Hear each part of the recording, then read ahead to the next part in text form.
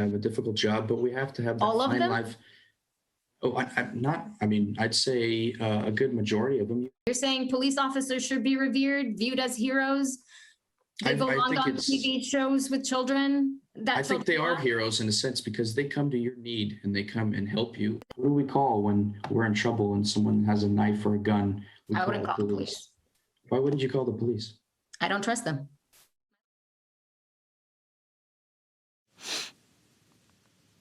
College professor berating one of her students after he argued police officers are heroes. That student, Cypress College freshman Braden Ellis, joins me now. Braden, I mean, the video, watching you in that moment, in that class, and I'm going to almost say class in quotation marks, but I'll let you tell us about that. It's stunning, man.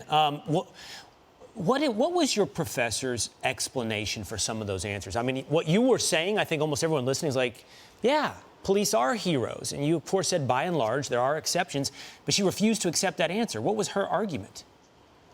I think her argument, and good morning, and thank you for having me, Will. I appreciate it. I think her argument was, she's more of a left-wing person, and I think she was trying to get a gotcha moment out of me.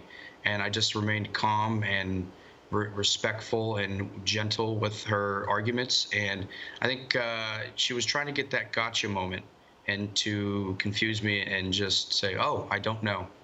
Yeah, you said, a left-wing ideology or a left-wing point of view or left-wing agenda. I think you're right, because clearly in the exchange that I can see here, she's talking about the police department, its history, its ties to runaway slaves. She's tying all of this history to men and women in uniform today trying to protect us from someone who might harm us, invade our home, or whatever it may be. And when you brought that up to her in a longer clip, you said, who would you call? Her answer was what, Braden?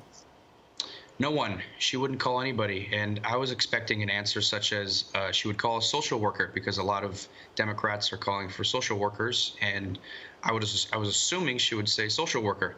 And she said, no one. And I said, would you have a gun on you? And she said, no.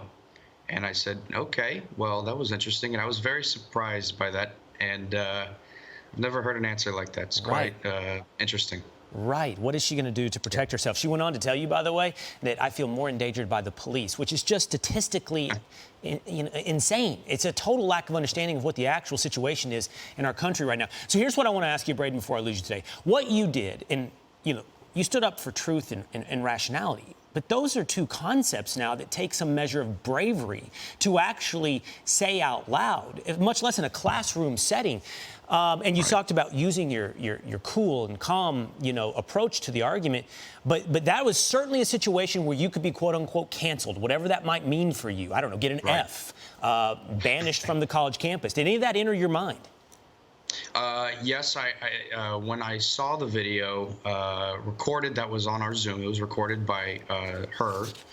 I was worried about my grade, and I was worried about my class and my future at that college. But I think to what to say to the college students that are Republicans or conservatives or even Christians like me, don't be afraid to speak out against what they teach in college. And we as Republicans need to remember that we have the policies. We have strong policies, and we need to remain strong and tough, but do it with gentleness and respect.